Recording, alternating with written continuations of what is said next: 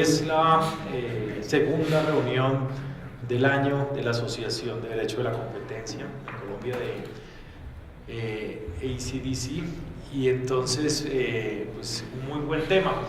Hoy nos encontramos para tratar los problemas de los efectos en materia de derecho de la competencia, y el día de hoy entonces tenemos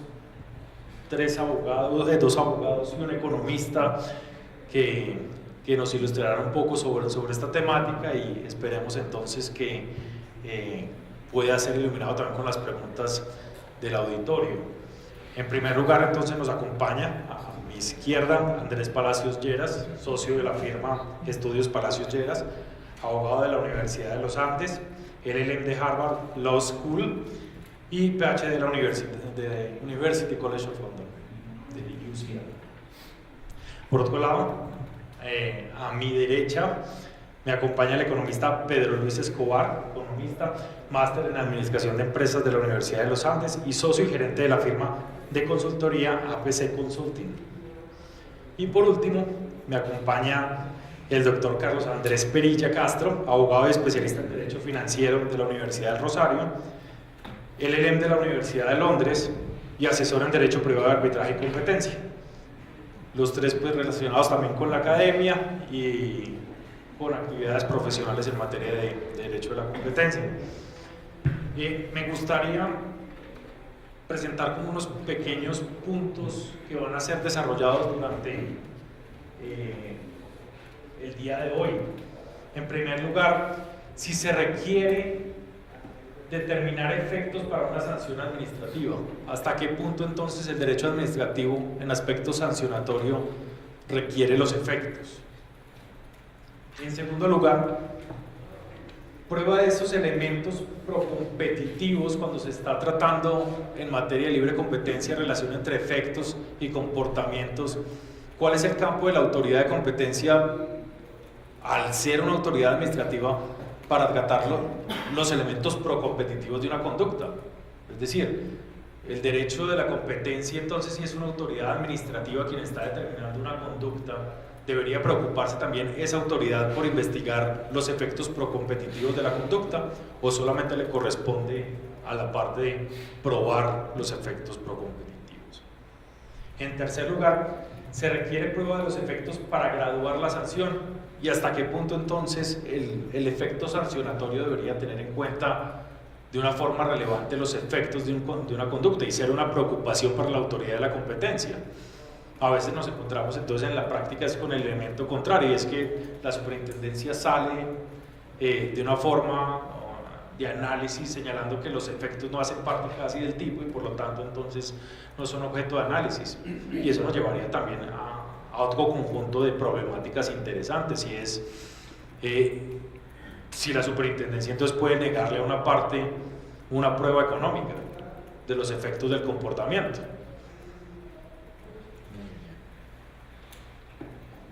En cuarto lugar, entonces, vendría uno de los elementos importantes desde el aspecto económico, y es cómo se miden los efectos en materia de libre competencia desde el campo económico. Y por último, en materia de admisibilidad, prioridad y significatividad de los comportamientos en materia de derecho de la competencia, ¿cómo se tiene en cuenta en materia de las quejas? ¿Cuál es la prioridad que se da en la investigación? ¿Cómo se pueden clasificar? ¿Cómo la autoridad puede determinar qué caso entonces le da prioridad sobre otros? Entonces, en este campo de los efectos estaremos hoy indagando y intentando resolver como este conjunto de cuestionamientos con los que nos encontramos, tanto desde la práctica, la academia, y en entender pues el contenido del derecho de la competencia en Colombia. Entonces, en primer lugar, le doy la palabra al doctor Perilla. Buenas noches, muchas gracias, Carlos. Bien, vamos a empezar. En nuestra legislación actualmente se prevén 3 esferas de responsabilidad para las conductas anticompetitivas. La conducta anticompetitiva puede constituir una infracción del derecho civil, una infracción administrativa y una infracción penal. Cada una de ellas con un requisito distinto para su configuración, y cada una de ellas con unos requisitos particulares de gravedad, es decir, de seriedad, de infracción seria a los valores que se protegen.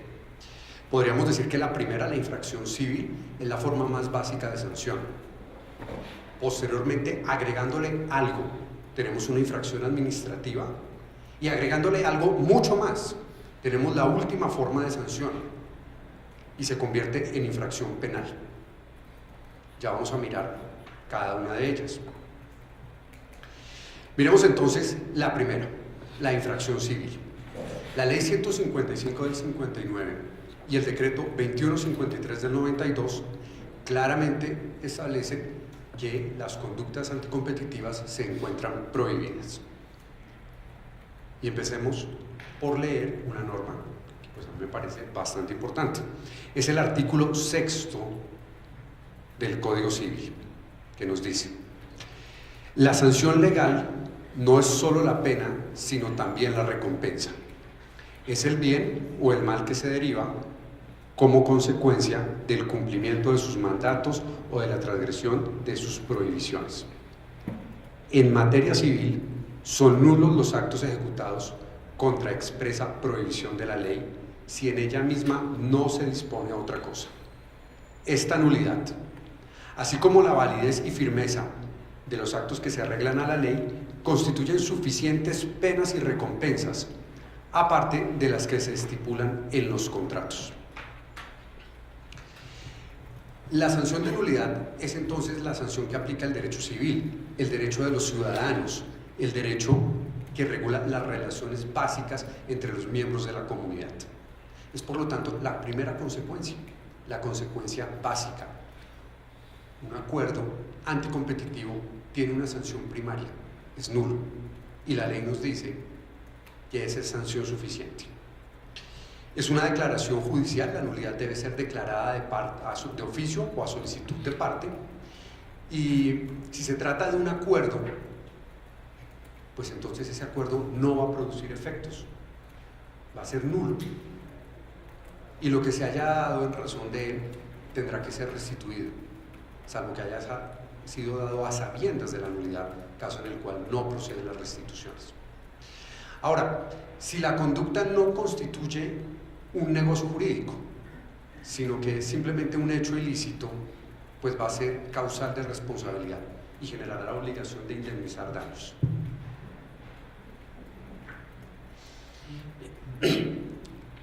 Pasemos entonces ahora a la infracción administrativa.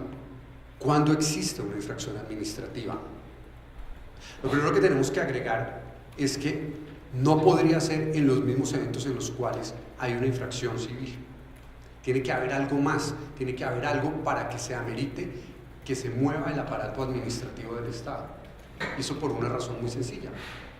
Es que el artículo 209 de la Constitución Política establece que la administración pública está al servicio de los intereses generales. Por lo tanto, un caso que no afecte a toda la comunidad, sino que se quede en la esfera del litigio privado, pues no podría llamar la atención de la administración pública ni mover el aparato público. Y allí entonces viene el carácter de significativo que la ley exige para que se inicie una actuación administrativa. Y digamos desde ya que la ley claramente nos dice que ese carácter significativo es en relación con unos bienes jurídicos tutelados, con unos propósitos de la actuación administrativa. Es distinto del criterio de prioritario, que también se encuentra establecido en las normas de derecho de la competencia, y que faculta ese criterio de prioritario a que la entidad de competencia escoja qué casos va a seguir, de acuerdo con un listado de importancia que quiera darle a sus actuaciones. En la actualidad tenemos que hay tres propósitos de las actuaciones administrativas: la libre participación de las empresas en el mercado, el bienestar de los consumidores y la eficiencia económica. Anteriormente teníamos otro adicional, que era que en el mercado exista variedad de precios y calidades de bienes y servicios, y había una redacción un poco diferente frente al de los consumidores, porque decía que los consumidores tengan libre escogencia y acceso a los mercados de bienes y servicios. Pero si bien se han agregado, se han modificado uno y se retiró otro, lo que sí es claro es que desde que se expidió el decreto 2153 del 92, se estableció el criterio de significatividad y se establecieron estos bienes jurídicos que son protegidos por la actuación administrativa. Y el parágrafo del artículo 3 de la Ley 1340 de 2009, en donde actualmente están definidos esos caracteres, claramente nos distingue que una cosa es la ilicitud y otra cosa la afectación de esos bienes jurídicos. Y recordemos, la ilicitud básica, la sanción de nulidad es la sanción propia del derecho civil. Entonces, una cosa es afectar los bienes, que haya una sanción de nulidad, y otra cosa que haya una contravención que afecte los bienes jurídicos tutelados. Las conductas anticompetitivas tienen que producir un efecto para que sean sancionadas. Y los efectos pueden ser de dos naturalezas: efecto de explotación o efecto de exclusión.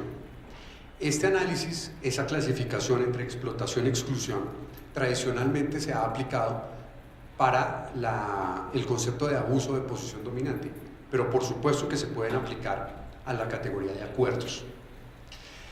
La explotación ocurre cuando la conducta extrae rentas o lesiona directamente a los consumidores, beneficiando entonces a los infractores. La otra situación es el efecto de exclusión, es cuando se perjudica a los demás competidores, cuando hay una afectación a la posibilidad de participar o de expandirse en el mercado por parte de los otros competidores. Tenemos entonces que mirar que existe un principio del derecho sancionatorio, que es la afectación real. Sin una real afectación, el derecho sancionatorio no aplica sanciones. En nuestra legislación tenemos dos modelos de derecho sancionatorio. Por un lado, el derecho disciplinario, por otro lado, el derecho penal. Cada uno con una metodología propia, no asimilable una a la otra, pero ambas como formas importantes del derecho sancionatorio. El derecho disciplinario se basa en un concepto: la infracción a un deber funcional.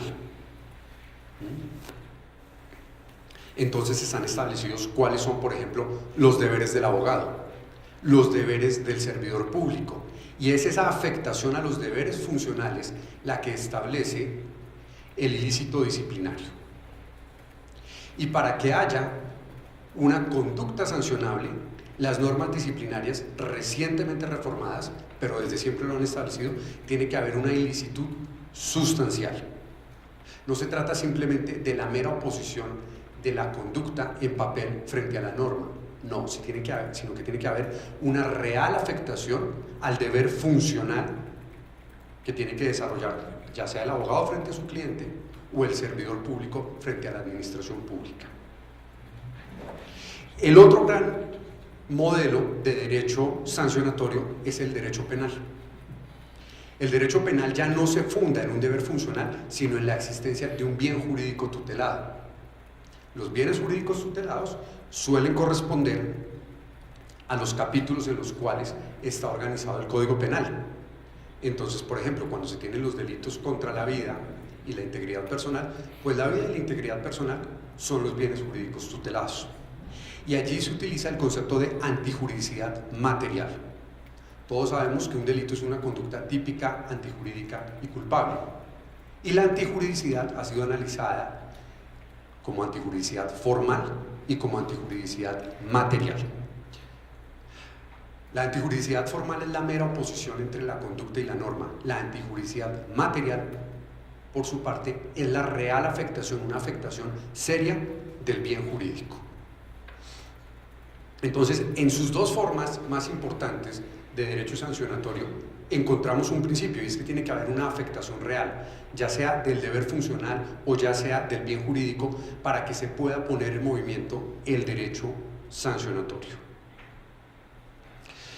Ahora bien, el artículo 333 de la Constitución Política nos habla de que habrá sanciones para las restricciones de la competencia y para los abusos de posición dominante en el mercado. Entonces no vemos que haya como tal una sanción a un intento de restringir la competencia, ni una conducta que tienda a restringir la competencia. Y utilicemos un criterio de comparación. Miremos, por ejemplo, la norma sobre evaluación de integraciones, que está en el artículo 9 de la Ley 1340 de 2009. Allí sí claramente se utiliza el concepto de que se debe objetar la operación que tienda a producir una indebida restricción de la competencia. Y es el único lugar en el cual se utiliza la palabra tender, que tienda. Obviamente nos enfrentamos a un problema. Tenemos una norma que nos habla de que los acuerdos son prohibidos por objeto o por efecto. Entonces abordemos ese problema. ¿Qué significa una infracción únicamente por objeto? ¿Qué es un acuerdo? Un acuerdo es un intercambio de promesas. Una parte promete una cosa, la otra promete otra. Y cuando se intercambian esas promesas, se elabora un plan de conducta, una conducta que se promete cumplir, una conducta que va a ser seguida por las partes. De hecho, cuando uno mira pues la teoría del derecho civil, encuentra que el acuerdo es una manifestación de voluntad. No es una conducta, no es la realización de una conducta, es simplemente una manifestación de algo, de una voluntad de algo que se propone hacer en el futuro. Puede ser inmediato, pero en general es en el futuro. Y esa manifestación de conducta se puede incumplir. Es posible que las promesas no se cumplan. Las promesas puede que no se lleven a la práctica. Entonces conocemos el concepto de incumplimiento. ¿Y qué pasa cuando las dos partes o todas las partes de un acuerdo no ejecutan lo que planearon, lo que prometieron? Pues también en derecho conocemos un concepto, es el mutuo disenso tácito. Se presume que las partes abandonan ese plan de conducta porque ninguna lo ejecutó. Yo creo que en la vida real eso es algo que todos vemos. Uno dice, oiga, qué gusto verlo, nos vemos la próxima semana. Sí, listo, perfecto, yo lo llamo, pero yo no lo voy a llamar. Y él tampoco me va a llamar, y ambos lo sabemos. Y estamos conformes en que nadie va a llamar. Perfecto, yo le escribo por el WhatsApp, listo, chévere, oiga, rico verlo. Entonces, y nadie va a llamar al otro. Y allí hay un plan. Y nunca nadie se vio y nadie se va a preocupar por modificar su horario ni por sacar una cita en el audio. Ya cuando uno dice, oiga, pero de verdad, y empieza a llamarlo, ¿qué hubo? Nos vemos, y el otro le responde, ahí ya se empieza a formar de verdad actos de ejecución para que se logre ese resultado de verlos. Entonces, miremos, ¿qué es el objeto de un acuerdo? Esta clasificación o estos conceptos de objeto y efecto pues los encontramos en el derecho de la competencia europeo. Y hoy en día uno ingresa a la página de internet de la Comisión Europea y encuentra unos estudios pues muy serios, muy trabajados, tratando de explicar cuándo hay objeto, cuándo hay efecto anticompetitivo. Muy interesantes. Sin embargo, lo que uno ve es que se olvida, o bueno, no sé si se olvida, pero pues no se tiene en cuenta que ese concepto de objeto de un acuerdo es un concepto propio del derecho civil. Y que cuando se creó la Comunidad Económica Europea, fue creada por 6 países, todos miembros del derecho civil. del derecho civil continental. Dentro de ellos están grandes expositores como son, por ejemplo, Francia, Italia y Alemania, países cuya doctrina solemos consultar con frecuencia. ¿Qué es el objeto de un contrato? Es lo que se promete. Es el conjunto de derechos y obligaciones que emanan de la manifestación de voluntades coincidente de las partes. Entonces el objeto de un contrato es básicamente lo que se promete. Y ya sabemos que lo que se promete puede no cumplirse. Veamos entonces las opciones que nosotros tenemos. Podemos tener un acuerdo cuyo objeto es restringir la competencia. Por ejemplo, las partes prometen cobrar todas el mismo precio, pero nunca se ejecuta, nunca se lleva a la práctica. Ahí tendríamos un caso de un acuerdo con un objeto anticompetitivo, pero sin efecto anticompetitivo. Eso es lo que podríamos llamar una infracción teórica. Un segundo efecto, una segunda situación: tenemos objeto anticompetitivo y se cumple. En ese caso tenemos una infracción efectiva de la competencia. Y una tercera situación: las partes no prometieron restringir la competencia. Ese plan de conducta no fue diseñado para restringir la competencia, pero por la forma en la cual se ejecuta y dadas las condiciones de mercado, se produce un efecto de restricción. Allí vamos a tener una infracción inducida. Ejemplo de esta última situación: un proveedor acuerda con un fabricante suministrarle 100.000 toneladas de una materia prima, toneladas anuales, pero resulta que ese fabricante produce 105.000 al año y es el único en el mercado relevante. Pues allí lo que vamos a encontrar es que se induce a una exclusividad, y esa exclusividad puede tener un carácter anticompetitivo. Pero las partes planearon exclusividad, planearon eso, no lo planearon, y si ingresa otro competidor al mercado, el contrato sigue igual y ya va a perder el carácter restrictivo de la competencia. Entonces, ¿cuándo tenemos una verdadera restricción de la competencia? No cuando tenemos un plan, sino cuando realmente se restringe la competencia. Entonces lo que vamos a tener es que se requiere que haya un efecto, ya sea porque estamos en la situación 2, que está aquí descrita, o en la situación 3, bien sea porque haya un objeto junto con un efecto, con una restricción efectiva, o cuando haya un efecto, así las partes no lo hayan planeado, una restricción inducida, pero se va a requerir siempre que haya una restricción de la competencia. Y se tiene que producir alguno de los dos efectos, una exclusión o una explotación. Por ejemplo, si uno mira la ley Sherman, allí se habla de acuerdos que restringan la competencia. Tal vez una traducción literal sería acuerdos en restricción de la competencia. El derecho europeo pues nos va a tener el problema que estamos analizando acá.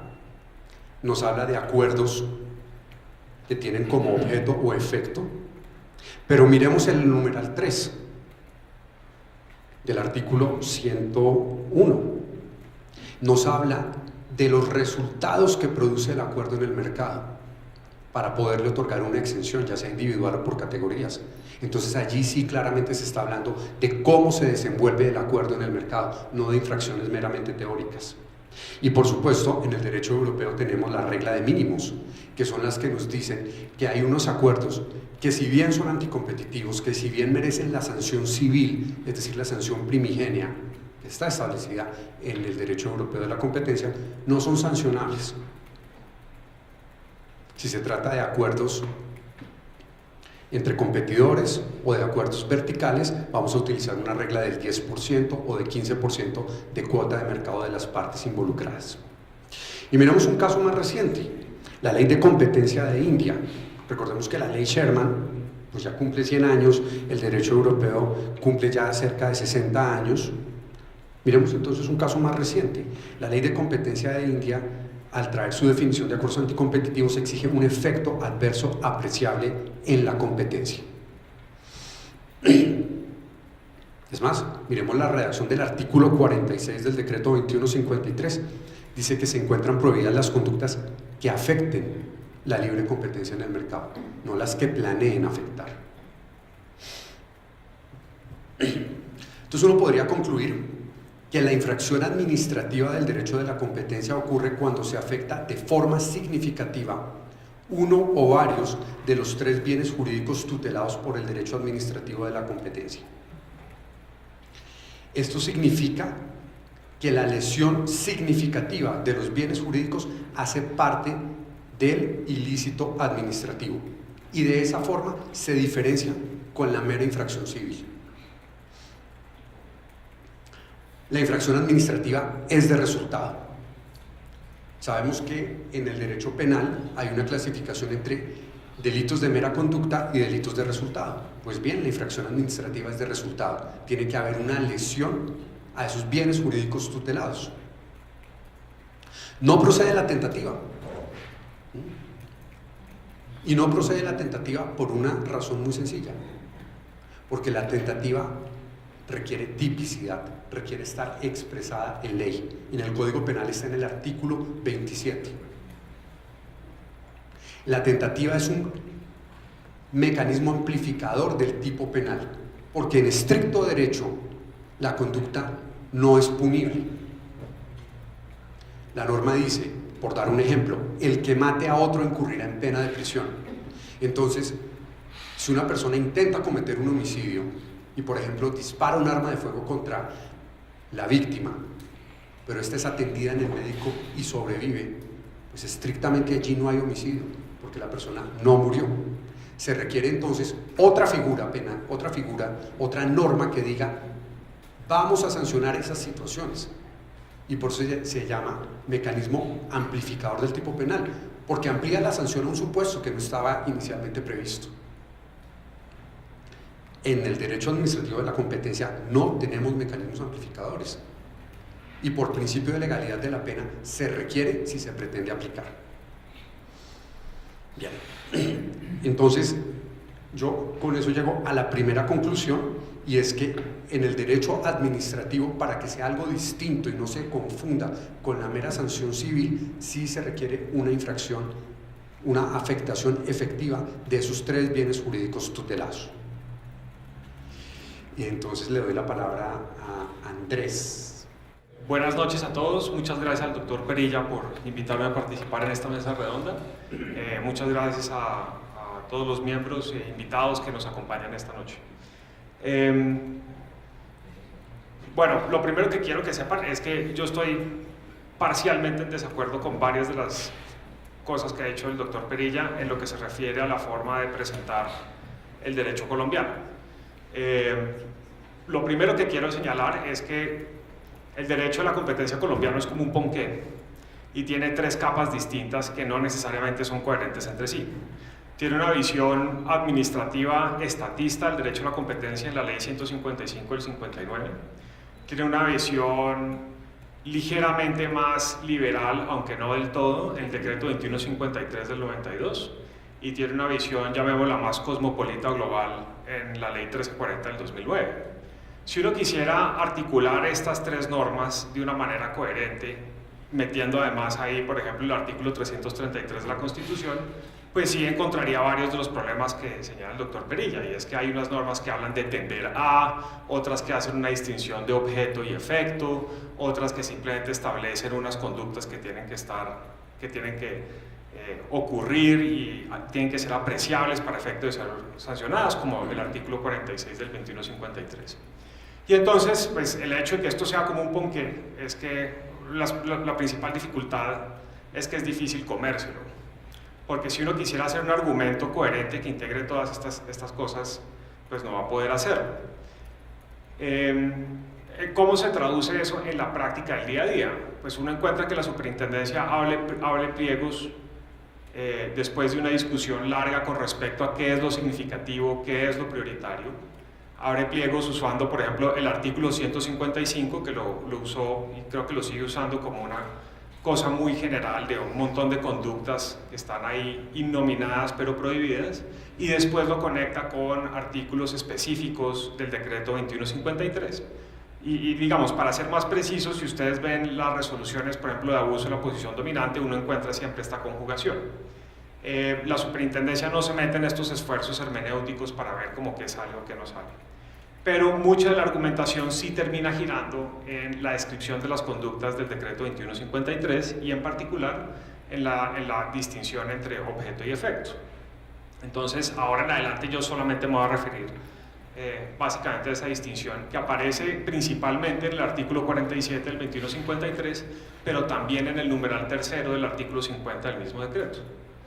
Yo creo que la distinción entre objeto y efecto es una distinción como chévere para estudiar desde una perspectiva de teoría jurídica, y yo creo que uno lo entiende mejor de esa manera. El objeto prohibido en realidad refleja como una visión deontológica del derecho, y por una visión deontológica del derecho me refiero a esta idea de que el derecho prohíbe fenómenos sociales que se consideran malos en sí mismos independientemente de si se llegan a materializar efectos adversos. Nosotros pues también lo vemos en las normas de derecho privado, la idea del contrato que tiene objeto ilícito y causa ilícita. Están prohibidos independientemente de que se lleguen a materializar y a suceder pues, las conductas ahí establecidas. Piense por ejemplo el caso extremo de alguien que promete con otra persona matar al abuelo para recibir una herencia, finalmente no mata al abuelo y entonces busca demandarlo por incumplimiento del contrato. Uno por supuesto diría, pues independientemente si se produjo o no la muerte para efectos de recibir la herencia, el contrato pues está prohibido por el objeto que tiene. Entonces algo parecido pasa en derecho a la competencia, en el que se prohíbe una serie de conductas básicamente inspiradas en una idea deontológica de prohibir las cosas porque se consideran malas en sí mismas. Pero no contentos como con esta experiencia, también hay el otro lado de las normas que prohíben los efectos, y pues por supuesto ahí, digamos, estaría de acuerdo con el doctor Perilla, y que es muy importante apreciar cómo se dan los efectos. Ahora, esta apreciación de los efectos no creo que sea necesaria ni para darle trámite a una queja, ni efectivamente para imponer una multa. Si uno va con cuidado y mira las normas que establecen, digamos, los requisitos para que una queja proceda, uno encuentra dos grupos de normas distintas. Por un lado, encuentra el artículo 52 del decreto 2153 y también encuentra el artículo 3 de la ley 1340. El artículo 3 de la ley 1340 se refiere a reclamaciones o quejas que sean significativas, pero no significativas por efectos en el mercado, sino significativo frente a los propósitos de las actuaciones de la administración, que es básicamente garantizar la libre protección de empresas del mercado, el bienestar de los consumidores y la eficiencia económica. Entonces, fíjense que la idea de que sea significativo no es significativo en términos de las consecuencias de la conducta, sino significativos en la medida en la que le permita a la autoridad cumplir con sus propósitos. A su vez, cuando uno va al inciso primero del artículo 52 del decreto 2153, uno encuentra que, en virtud de la reforma más reciente, se habla de actuaciones cuando lo considere admisible y prioritario. Admisible y prioritario no necesariamente son criterios que se refieran a los efectos como tal de la conducta, sino por ejemplo si se refieren a escenarios en los que tiene sentido perseguir una conducta anticompetitiva. Les doy un caso de algo que no sería admisible ni prioritario. Cuando se produce un cambio de control en una empresa, pero resulta que la empresa ya hacía parte de un grupo empresarial. Entonces, pues en ese caso, si bien no se informa, por ejemplo, la integración empresarial antes de que ocurra dicho cambio de control, pues se entiende que así no se informe, eso no es una integración empresarial no informada y por lo tanto sujeta a responsabilidad porque ya hacía parte de un grupo empresarial. Entonces ese es un ejemplo particular de eso. Entonces las normas que se refieren al trámite de quejas y reclamaciones no necesariamente le piden a la superintendencia ni le exigen a la superintendencia que tenga en cuenta los efectos. Y entonces acá empato con lo que estaba diciendo antes, si uno va a mirar las conductas, pues salvo que la superintendencia presente en su pliego de cargos que se está investigando por un efecto, no necesariamente las conductas son sancionables a pesar de que no tengan efecto. Quiero decir con eso que se podrían sancionar conductas que no han producido un efecto en el mercado simplemente porque tienen un objeto ilícito. Y entonces uno podría preguntarse, bueno, pero ¿no sería deseable que de pronto tuviéramos en cuenta el efecto de las conductas, pensando un poco como para mejorar el derecho a la competencia colombiano? Yo creo que eso es una discusión interesante de política de derecho a la competencia. Yo lo que sí quiero señalar es que esa discusión no la estamos dando. Y por ejemplo, ahorita que hay una oportunidad súper interesante con respecto al plan de desarrollo, ese sería como un espacio para que hubiera un debate público interesante sobre si los efectos deberían considerarse más allá de lo que ya están considerados en el régimen de competencia, por ejemplo, como criterios para que la autoridad investigue o como posibles defensas, ambos escenarios que no son hoy en día. Entonces, creo que eso es todo por el momento. Muchas gracias. Bien, sobre este tema de la prueba de una afectación efectiva, pues me gustaría hacer un comentario. El tema es bastante importante, no solo en Colombia, sino en el mundo. Miren, la OCDE, en su sección de competencia en el año 2007, tuvo una mesa redonda sobre presunciones y zonas seguras en el derecho de la competencia. Y básicamente lo que se preguntaban era esto, lo que estamos debatiendo hoy. ¿Tiene la autoridad de competencia o la parte que demanda ante un juez probar un daño efectivo a la competencia? ¿Se requiere esa prueba para poder establecer la ocurrencia de un ilícito? Y lo situó entonces como un conflicto entre reglas claras y estándares. Y llega a una conclusión que es bastante llamativa. Dice, mire, lo ideal, bueno, les aclaro, es como yo entiendo el documento, ¿no? Es posible que otra persona lo lea y pues vea algo distinto. Diría, por supuesto que lo ideal es que tengamos un caso en el cual se prueben los efectos anticompetitivos, pero eso es muy difícil. Y puede llegar a ser tan difícil que no es deseable, si lo que se quiere es una política de aplicación amplia de las normas de competencia. Incluso utilizan estas teorías sobre políticas públicas y errores. Y dicen, esto nos lleva al debate de siempre, falsos positivos versus falsos negativos. ¿Qué es deseable? ¿Cuál es la política? Y pues ellos formulan desde una serie de teorías, pues un caso que, por ejemplo, desde la visión de abogado defensor es muy difícil sostener, y es que la idea es reducir, que no acabar el número de falsos positivos, admitiendo que va a haber un número de falsos positivos que se van a dar, y que pues que eso tiene que ser admisible. Si el cliente de uno es el que cae en el falso positivo, pues uno no va a estar muy contento con ese tema.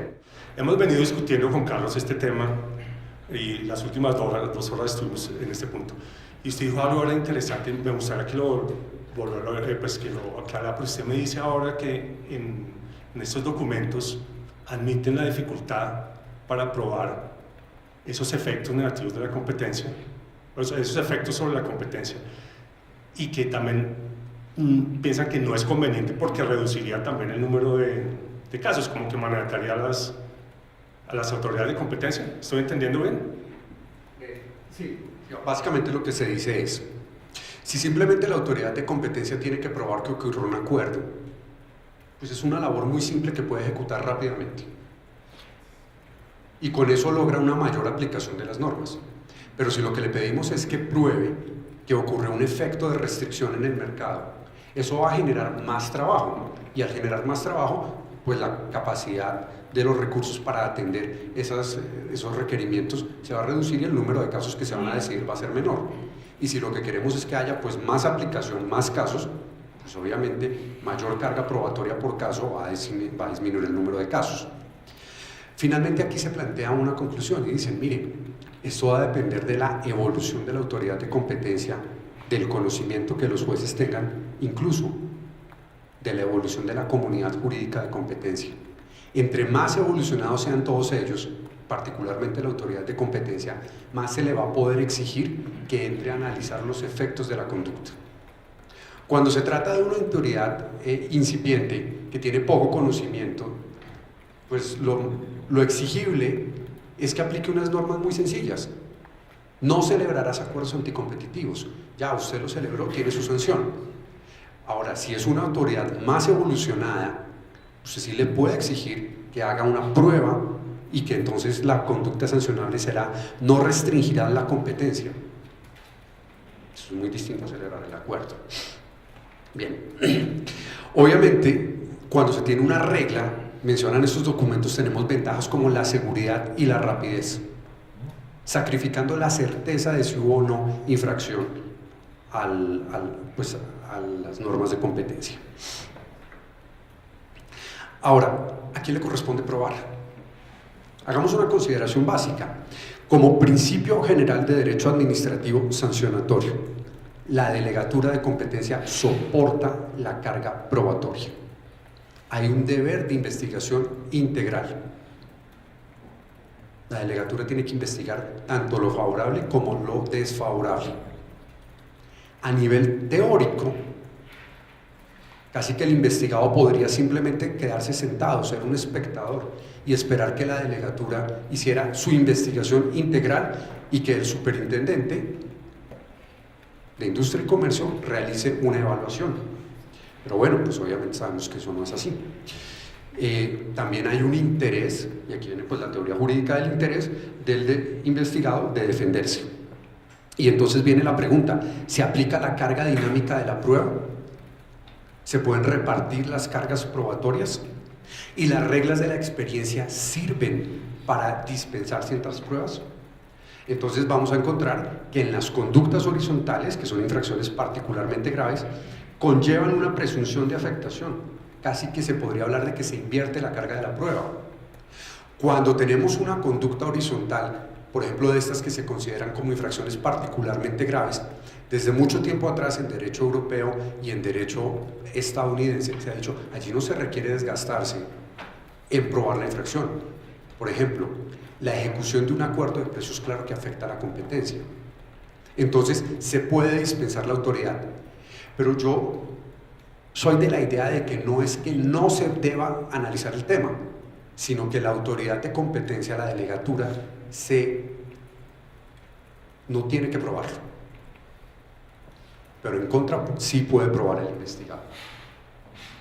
No es que el tema se deje de discutir, es que se favorece de una presunción, y las presunciones lo que hacen es voltear la carga de la prueba, regresando eso como casi que un concepto de carga dinámica. Entonces nosotros podríamos decir, oiga, el acuerdo existe, la superintendencia, la delegatura puede válidamente recaer en una presunción rebatible, y es que ese acuerdo produce un efecto en el mercado, pero entonces el investigado, a manera de una verdadera excepción procesal, de una excepción en derecho, que es introducir hechos nuevos, va a introducir un hecho nuevo, y es, el acuerdo no se ejecutó, se quedó en el mero plan, nunca lo ejecutamos.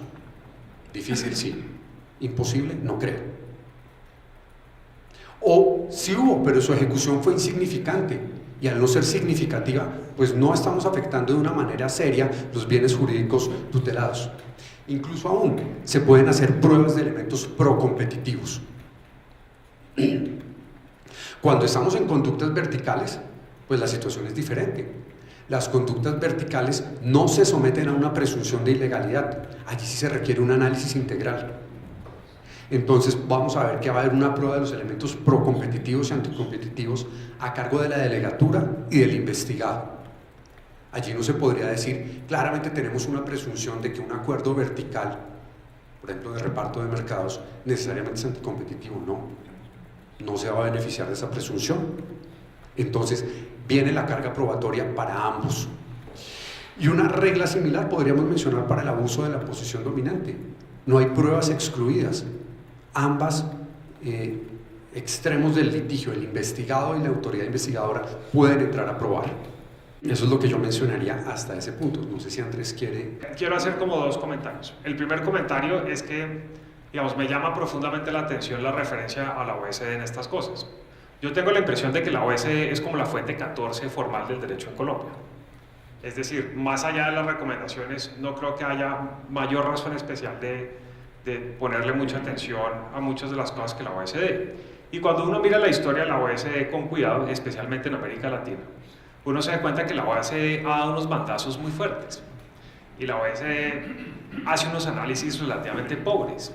A mí no me gusta para nada el análisis que hizo la OSD del derecho a la competencia colombiano en el 2009 y me parece que omitió como cosas muy serias.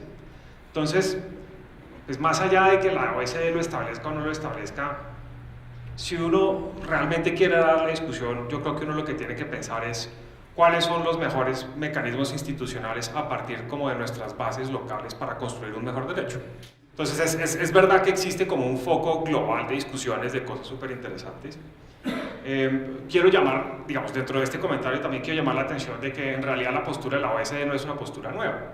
Es una postura que planteó en 1984 un abogado muy importante de derecho a la competencia que se llama Frank Easterbrook, en un artículo que se llama Los límites del derecho a la competencia, publicado en el Texas Law Review. Ahí es donde él empieza como a desarrollar toda esta teoría de falsos positivos y falsos negativos aplicados al derecho a la competencia, muy basado en esto que podemos ver. ¿Esto por qué es importante? Y acá viene mi segundo comentario. Porque más allá de que sean focos de discusiones interesantes, yo no sé si en buen derecho estamos dando una discusión de para dónde debería coger el derecho colombiano, digamos como para dónde está cambiando, o si en la práctica y tal como está ocurriendo hoy en día, lo que estamos discutiendo es cómo funciona la autoridad de competencia a partir de las normas aplicables. Si uno va por la primera rama y dice, bueno, ¿hacia dónde va el derecho a la competencia colombiano? Yo no creo, honestamente, que la teoría de falsos positivos y falsos negativos debe ser lo que se usa, entre otras cosas porque coincido con el argumento de que medir y estimar muchas de estas cosas es muy complicado.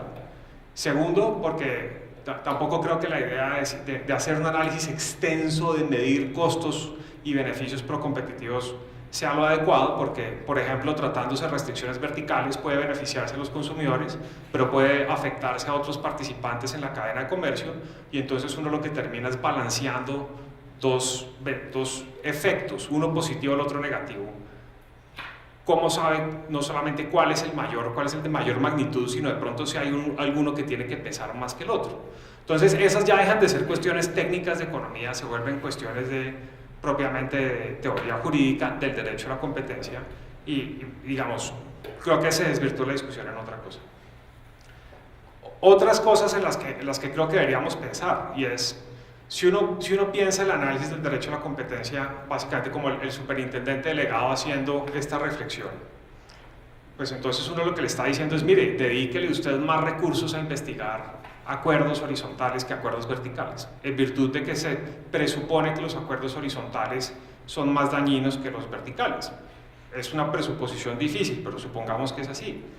El artículo 209 de la Constitución habla de la función pública, una serie de cosas de la función pública, y junto con el artículo 3 de la Constitución que habla de los fines del Estado, pues hay una idea muy particular y es que tiene que beneficiarse a los ciudadanos en igualdad. Y si uno hace como una política pública clara que solamente va a investigar a un grupo de conductas y no a otras, pues eso lo que quiere decir es que hay un grupo de personas que están siendo afectadas que no van a tener una atención por parte de las autoridades administrativas. Y hay que pensar entonces desde esa perspectiva si eso sería constitucionalmente viable, ¿no? Entonces, simplemente les quiero llamar lo siguiente, miren de alguna manera cómo las discusiones sobre efectos económicos y estructura jurídica terminan cruzándose. Y hay momentos en los que la discusión deja de ser propiamente hablando de derecho y se vuelve una discusión sobre, de alguna manera, como cuál es el derecho que debería ser. Y insisto, la razón de alguna manera por la que estamos dando esto es porque no hay una buena política de competencia en Colombia que nos permita aterrizar mejor estas discusiones. Bueno, un comentario muy breve. Yo estoy de acuerdo con Andrés. Definitivamente medir los efectos y de una práctica es difícil. Esto lo discutíamos ahora con Carlos Andrés y Carlos Andrés decía, no en todos los casos, porque hay zonas blancas muy claras donde uno ve en una gráfica, simplemente mirar una gráfica, se da cuenta que hay un efecto, que por ejemplo hay un acuerdo de precios, o en el otro extremo, que no lo hay. Pero esas zonas grises son muy difíciles para la superintendencia. Aquí hay funcionarios de la superintendencia actuales, hay exfuncionarios que trabajaron en los casos más importantes, seguramente interactuaron con los economistas y se van a dar cuenta que para estos casos, y es la idea que yo voy a dejar hoy, los análisis econométricos, los análisis estadísticos no son de la precisión suficiente para mí, para que se impongan unas millonarias sanciones a una empresa, que se vean afectados en bolsa. Estamos hablando sobre todo de los casos de paralelismo, por ejemplo, paralelismo de precios. Entonces, yo estoy de acuerdo. Si miramos ese trade-off entre los costos y los beneficios de una conducta, también es muy difícil de medir y termina siendo algo casi subjetivo. Como usted lo dijo, pues ya es un tema o entre el funcionario o algo de derecho, y deja de ser algo porque medir, valorar, es bien difícil para tomar una decisión. Yo entiendo en algunos casos, la superintendencia lo ha dicho, los investigados, en el caso del tema de los modelos, de las agencias de casting, que me gustaría que lo comentara un segundo en este punto, la superintendencia les dijo, usted me dice que aquí no hubo acuerdo, pero usted tiene la potencialidad, la capacidad de afectar al mercado. Y yo agrego algo, esa potencialidad en los acuerdos verticales, por ejemplo, de precios o de restringir las cantidades, son difíciles de medir, pero de algo claro, generalmente envía una señal al mercado, una señal a los diferentes segmentos, una señal a la diferente cadena, que hace que el precio o las principales variables competitivas finalmente en el fondo resulten afectados. Entonces, si ponemos a la superintendencia a que tenga que probar esos efectos, pues seguramente la sanción no va a ocurrir porque es muy difícil. Vamos entonces ya a la última parte, y es, también son importantes los efectos para graduar la multa. Primero, porque los criterios legales nos dicen que las sanciones son hasta 100.000 salarios mínimos o el 150% de la utilidad del infractor. Y si no hay utilidad.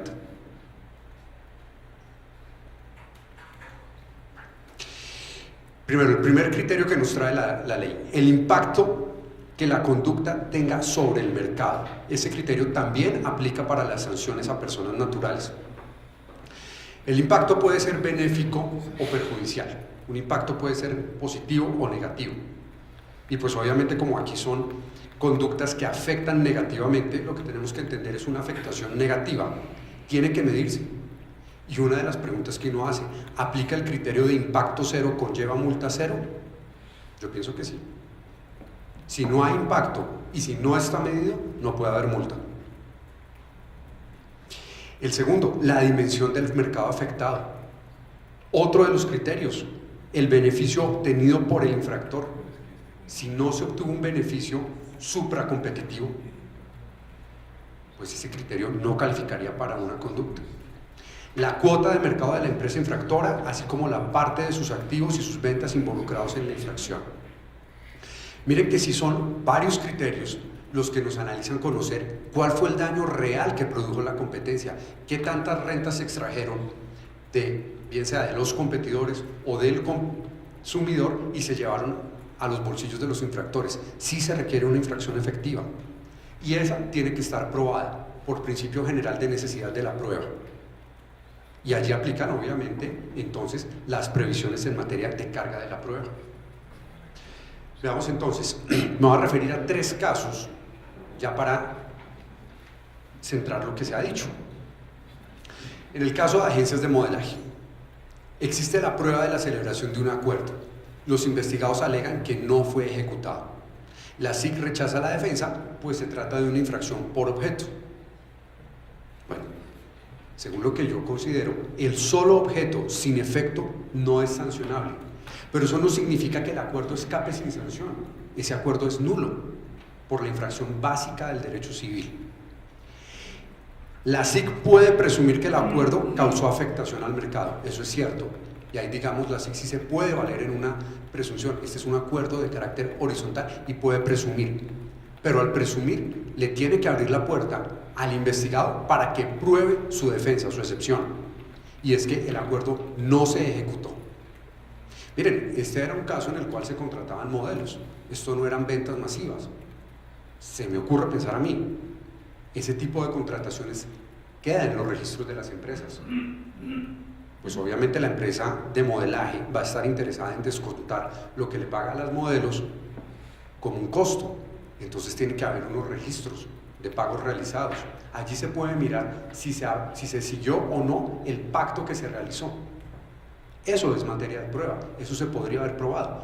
No pienso yo que se trate de una prueba diabólica, de una prueba imposible. Se podría haber probado. Otro comentario muy breve sobre el tema de los modelos, porque Carlos dice, se puede haber ido a la contabilidad de la empresa, seguro la tienen, seguro están los pagos. Pero supongamos que el acuerdo dice que se le van a pagar 100.000 pesos a la modelo por sesión, a los modelos por sesión, ¿de acuerdo? Usted va a la contabilidad de una de las empresas y encuentra que ahí les pagaron 200, 300.000 pesos. En promedio y en general. Usted puede entender ahí que, bueno, esta empresa no está metida en este tema, pero si usted investiga más, se puede dar cuenta, por ejemplo, hipotéticamente, que solo contrata con modelos con mucha experiencia. Listo. Pero miremos el otro tema. Si vamos a una empresa y nos damos cuenta y cogemos la contabilidad de una de las empresas medianas, por ejemplo, del sector, y usted se da cuenta que no todo, estudió 500 contratos, fue la superintendencia y estudió 500 contratos con modelos, y se da cuenta que la mayoría puede estar entre 90, 98, y algunas están por encima de 101 y solo son unos pocos sobre 100 exactamente. ¿Hay efecto o no hay efecto? Porque yo le puedo decir lo que dije antes, le está enviando una señal al mercado y entonces simplemente ese se convierte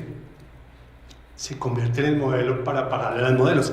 El punto es muy difícil de medir, muy difícil de medir. Tendría que estar la carga de acuerdo a la carga de la prueba del investigado, pero aún así ya en términos económicos, para el economista que se sienta a decir si hubo o no hubo efecto, es una materia de discusión en ese sentido muy grande. Por eso yo pienso que los acuerdos horizontales, los acuerdos de precios, los acuerdos que afecten la cantidad, generalmente envían una señal que es muy difícil decir que no ocurre, tendría que ser un tema excepcional. El siguiente caso, frente al cual me gustaría hacer unos comentarios, fue el caso de papeles suaves. Ese caso, pues los investigadores reconocieron que hubo una fijación de precios por múltiples años y que el acuerdo se ejecutó. Tan se ejecutó que estaban las listas de precios y los reclamos por incumplimiento. Para determinar el impacto causado por el acuerdo, la SIC asumió que hubo un traspaso del incremento de precios hacia el consumidor final, pero nunca hubo un estudio de la estructura del sector. Nunca se dijo, oiga, ¿a quiénes le venden las compañías que producen papeles suaves? ¿Quiénes son los distribuidores? ¿Quiénes son los mayoristas? ¿Quiénes son los minoristas? Simplemente se asumieron dos escenarios teóricos, un incremento del 10% y otro un incremento del 30%. A mi modo de ver, aquí no se cumple el principio de necesidad de la prueba. Todos sabemos, bueno, los que somos abogados, que las referencias bibliográficas y las asunciones no son medios de prueba admisibles. Uno no puede decir, yo me imagino que se incrementó en un 10% o me imagino que se incrementó en un 30%. Eso no es plena prueba para condenar. Si esa misma discusión se lleva ante un juez de la República, sea juez ordinario o un árbitro, eso no es admisible en juicio. Es decir, es que yo me imagino, porque yo leí un libro y cito 3, 4 autores y digo, no, eso no es prueba admisible. Más aún, cuando en la decisión se mencionan eventos de poder de negociación de los mayoristas. Hay casos en los cuales a lo largo del texto, para probar diversas situaciones, se dice, mire, tal mayorista rechazó tal situación, impuso tales condiciones. Si yo tengo prueba de poder de negociación, de un contrapeso en la negociación, yo no puedo asumir directamente que el incremento de precios que se dio se trasladó a lo largo de toda la cadena. Hubiera sido interesante que eso se hubiera estudiado por principio de necesidad de la prueba. Finalmente, se asume dos escenarios, 10% y 30%, pero a lo largo de todas las pruebas hay varias en las cuales se le preguntan a los investigados, oiga, ¿y en cuánto ustedes afectaron? Y uno dice, más o menos en un 5%, a algunos en 3%, a algunos por encima del 5%, pero en promedio se afectó un 5% el precio. Entonces, ¿cuál fue la prueba que le permitió a la superintendencia decir que establecía dos escenarios, un 10 y un 30%? Aquí nadie está discutiendo que ese caso no se debió sancionar. El tema es cuáles fueron los efectos económicos, y eso era necesario. El último caso, que es tal vez el que más llama la atención, es el caso de vigilancia. Miren, empresas de vigilancia. El servicio de vigilancia, empecemos por decir, se encuentra completamente regulado en Colombia. La Superintendencia de Vigilancia y Seguridad Privada define el precio que se puede cobrar por un celador con arma, por un celador sin arma, por 3 turnos, por 2 turnos, por celador con canino, por celador en patrulla, por celular con radio o por celular con sistemas más complejos de comunicación. Todas las modalidades están completamente definidas. Así que aquí no hay competencia en precios. Y el bien es completamente homogéneo. Tan homogéneo será que por lo menos ustedes a veces se dan cuenta que en una entidad pública el señor vigilante, la señora que colabora con la cafetería es la misma desde hace 20 años. Yo por lo menos todavía voy a la superintendencia y encuentro la misma señora que me servía tintos cuando allá trabajaba con Pedro Luis. Y entonces... ¿Sí? Y entonces un día está con un uniforme, otro al año siguiente está con otro uniforme y uno le dice, ¿y qué pasó? O el celador dice, no, es que cambiaron la empresa. Y entonces la nueva empresa llega y lo que hace es que contrata al funcionario, al señor que está ahí, no al funcionario, al señor que está allí. El servicio es completamente homogéneo. Tan homogéneo será que la licitación se hace primero por unos criterios habilitantes, y es que usted tenga los permisos de la Superintendencia de Vigilancia, después por unos criterios de desempate, que es a lo que le juegan la mayoría de las empresas, a contratar, por ejemplo, personas con alguna limitación de movilidad, o madres cabeza de familia, o reinsertados de la violencia, y cuando ya todos están en esas igualdad de condiciones, la mayoría de las licitaciones se resuelven por un sorteo, por una balota. Ahí no hay competencia en precios, porque el precio es regulado. Entonces, si como consecuencia del proceso licitatorio la entidad pública contratante recibió el servicio al precio definido por otra entidad pública y el servicio es completamente homogéneo, no hubo afectación al Estado. El consumidor nunca, que es el Estado, nunca se afectó. No quiero decir yo que la conducta no tuvo un efecto. Claro que tuvo un efecto. ¿Cuál fue el efecto? Se excluyeron a otros competidores que podrían haber participado, pero el consumidor no se afectó. ¿Es sancionable bajo el derecho de la competencia? Sí, sí lo es. ¿Por qué? Porque una de las modalidades de afectación que hemos visto es la afectación de exclusión. Pero ojo, es importante ser precisos con eso, eso es parte del derecho de defensa. El derecho de defensa también supone que al investigado lo condenen por lo que hizo y no por aquello que no hizo o que no afectó. El Estado no salió afectado. Entonces muchas veces se le alegaba a la superintendencia y decía, oiga, por favor pida certificados de cumplimiento de todos esos contratos, porque los contratos se cumplieron al precio regulado y se prestó el servicio. No, es que eso no es lo que se está discutiendo. Entonces, ¿cuál fue el daño al Estado? Claro que hubo daño a los otros competidores. Si un grupo de empresas, que esa fue la acusación, si un grupo de empresas, por ejemplo, presentaron múltiples propuestas, pues incrementaron sus posibilidades de ganar en perjuicio de los otros participantes que presentaron una sola, pero el Estado no se vio afectado como consumidor. Ese sería el tercer caso que me gustaría comentar. Entonces, Andrés. Muchas gracias.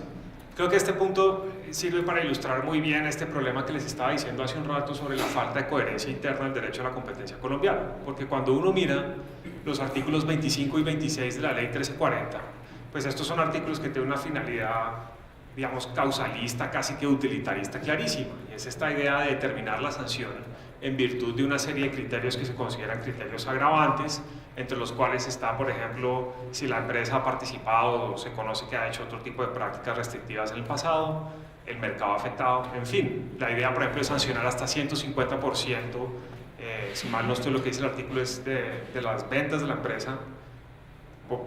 De pronto ustedes me corrigen en eso, pero esa referencia al 150% es como esta idea de decir, señores, pilas, porque el derecho a la competencia les puede meter a ustedes unas sanciones tan brutales que les va a generar un gran perjuicio mayor que el beneficio que ustedes podrían obtener, y entonces pues pilas, es una visión más utilitarista y menos deontológica de lo otro. Entonces acá yo entiendo la crítica del doctor Perilla cuando dice, bueno, pero ¿cómo así? Usted me va a sancionar por un acuerdo que, digamos, no está probado que haya tenido efectos. Entonces, como los efectos solo sirven para la graduación de la multa, la discusión se circunscribe a cuál es la multa aplicable, no a la responsabilidad y a otras consecuencias jurídicas, como la eventual nulidad de los contratos, en fin. Pero aún circunscrito a este espacio, la discusión de cuál es la multa aplicable, pues una conducta, si se abre una investigación por efectos y se encuentra que no hubo efectos, pues entonces la multa pues bien podría ser cero. Y entonces esto como que lo lleva a uno a pensar de nuevo el derecho a la competencia pues desde esta otra óptica y decir, pero un derecho a la competencia que reconoce que hay una conducta que está mal, pero que no es capaz de imponer una multa por sanciones, lo que en realidad es un desgaste de la administración. Y los desgastes de la administración pues también afectan cómo funciona todo el sistema y por supuesto es plata de todos nosotros que pagamos impuestos y es muy problemático. Entonces yo entiendo y me parece que es legítima esta preocupación. Ahora, ya con respecto pues, a estos casos creo que son muy interesantes, pero les quiero llamar la atención una cosa. Supongamos que uno tuvo un mal día en la superintendencia, realmente un mal día en el que uno siente que habló con la mejor disposición y le fue muy mal.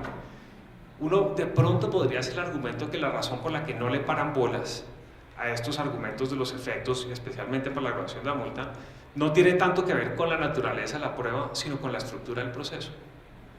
Porque si el artículo, tal como está establecido el artículo 52, pues permite una serie de cosas que no son tan positivas. Y por ejemplo permiten como un sesgo de confirmación. Entonces de pronto la discusión probatoria en realidad es como la superficie y en el fondo lo que hay es en realidad como un compromiso muy serio por continuar con una serie de acusaciones hasta que sea al final, así las pruebas funcionen y no funcionen. Entonces de pronto la misma estructura de la investigación del derecho a la competencia nos lleva a pensar que más allá de la discusión probatoria solo tiene sentido en la medida en la que el proceso permita que las pruebas que se aporten lleguen a la verdad. Y si el proceso no lo permite, por más vueltas que le demos al tema probatorio, pues de pronto no vamos a avanzar mucho. Yo quiero pasar, hemos visto la explicación teórica del doctor Perilla, y yo quiero que ahora nos sentemos en la realidad de la economía colombiana y en la realidad de los funcionarios de la super y de las empresas cuando se enfrentan a un proceso de estos. Voy a utilizar el caso muy interesante, el caso del cemento, porque este caso, yo no sé si la palabra es exacta, pero como yo le digo, sentó una doctrina por varias definiciones que dio, por la calidad del análisis que se hizo, y es bien importante, pero también por algo, que es una discusión que se da a nivel mundial, y es el tema de los mercados oligopólicos. Ahorita discutíamos, y Carlos Andrés me dijo algo, pero ¿qué vamos a hacer si Colombia y Latinoamérica la mayoría de los mercados son oligopólicos? Muy buena pregunta, ¿qué vamos a hacer? Porque es bien complicado cualquier análisis por la interdependencia que existe en los mercados de las empresas y de las variables en estos mercados, hacer un análisis. Este caso del cemento es muy bueno por eso. Yo voy a traer dos ideas fundamentales. Las pruebas económicas, la utilización de la econometría, de la estadística, no tienen el grado de precisión para con solo esto, o más bien como apoyo, sobre todo las prácticas conscientemente paralelas, que sirvan de base para imponer unas sanciones millonarias y con la afectación que esto tiene las empresas. Estas empresas que son sancionadas cotizan en bolsas internacionales y los efectos son muy duros. Entonces, si se van a utilizar esas técnicas, debe ser con un grado de precisión y un grado de certeza muy grande. Pero este problema no es de la Superintendencia Industrial, y voy a ser muy respetuoso con la Superintendencia, porque esa resolución del cemento, puedo que yo no esté de acuerdo en muchas cosas, y lo voy a dar madera ahora, pero veo que se hizo un esfuerzo por hacer un análisis, por una serie de cosas que me parece que es mucho más avanzado con respecto a temas anteriores. Carlos hablaba del caso de los papeles, y porque asume, por ejemplo, dos escenarios teóricos de los precios. Yo me imagino, y se lo les digo y anticipando a muchas cosas, porque es que si usted va a saber para ver cuál es la afectación del precio, tendría que hallar el precio que se va a dar si hubiera habido competencia. Y eso es un análisis que lo veo difícil que se pueda hacer, tendría que utilizarse las técnicas muy avanzadas, pero sigue siendo con una cantidad de supuestos, o sea, deja muchísimas dudas. Entonces, aquí la superintendencia optó por una salida razonable. Voy a alabar con esto a la superintendencia, pero ahora le va a empezar a dar madera con el tema del caso del cemento, que es muy interesante. Este caso lo conocemos muy bien porque, voy a decirlo así, de frente, yo coordiné el equipo de economistas que apoyó a la oficina de Jaime Tovar en la presentación de la demanda en el Consejo de Estado. Estos economistas que trabajamos en estos temas y coordinamos son economistas con doctorado que dan clases en las mejores universidades de Colombia y de Europa, expertos en econometría, expertos en estadísticas, fieles creyentes de la econometría, yo también, pero para otros usos. Si usted está haciendo un modelo, por ejemplo, para proyectar la inflación en Colombia, bueno, va haciendo su modelo y si en un mes no se da exactamente, usted le va cambiando las variables, las tecnologías, el computador permite lo que sea. Si va a hacer una proyección del crecimiento de una región, de un país, usted puede ir adaptando su modelo y es perfecto. Pero cuando hablamos ya de utilizarlo para sancionar a una empresa, si no está muy bien utilizado y si no deja ninguna duda, es un tema bien complicado para mirar esos efectos. ¿Seguimos? A propósito, me voy a tomar 10 minutos nomás, vamos a ver una cosa muy corta, por eso acorté la presentación. Vamos a ver sobre todo la definición de paralelismo de los precios que da la Superintendencia de la Resolución del Cemento, es muy interesante. Dice, simetría de precios en un periodo dado con variaciones homólogas y tendencias homogéneas. Simetría de precios en un periodo dado con variaciones homólogas y tendencias homogéneas. Eso es algo dificilísimo de entender para cualquiera, empezando por los economistas, de cómo entender, sí, pero cómo aplicamos esto es muy complicado y eso nos va a dar una idea, como yo lo veo, que es ambiguo y que da prácticamente la idea que con cualquier análisis usted puede decir, no, esto es un paralelismo en precios. Obviamente siempre acordémonos que para que ese paralelismo en precios se pueda considerar anticompetitivo, pues debe tener un elemento consciente y también debe haber una explicación económica a ese. Por hecho, no debe existir una explicación económica sobre el comportamiento de los precios. La explicación económica se refiere al comportamiento de los mercados, no a la explicación económica de una empresa que yo gano más si hago el acuerdo de precios. De la parte de la conducta paralela, la superintendencia habla de unos factores plus, que lo vamos a ver ahora. De pruebas circunstanciales donde hay unos factores plus. Bueno, sigamos. Bueno, yo quiero, como hay algunos exfuncionarios, funcionarios de la superintendencia, voy a explicar esto en un tema muy sencillo. El solo caso, el doctor Tovar lo sabe, este solo caso daría para 3 sesiones, ¿cierto? 3 sesiones de estas o más. Entonces voy a tomarme la libertad, en aras también por lo que me pidió Carlos Andrés, de explicar algunos temas y verlo de modo muy sencillo. Porque si no repito, no acabamos. Entonces, miren, ¿qué hizo la Vamos a centrarme en la parte de los precios. Porque por el otro lado, la superintendencia, ya no quiero meterme en ese berenjenal, encontró unos precios, unos correos, unos cuadros, unas cosas, bueno, que yo tengo mis dudas sobre la utilidad de eso para probar la conducta, pero bueno, pero me voy a centrar en la parte de paralelismo en los precios. Veamos la gráfica copiada de la resolución de la superintendencia. Algo muy importante, esta gráfica se refiere a 3 años y son los precios mensuales. Entonces tenemos 36 observaciones, 12 por 3, 36. Esos precios no son de las listas de precios de la empresa o algo así, son los precios promedios mensuales de cada empresa. ¿Cómo hicieron eso?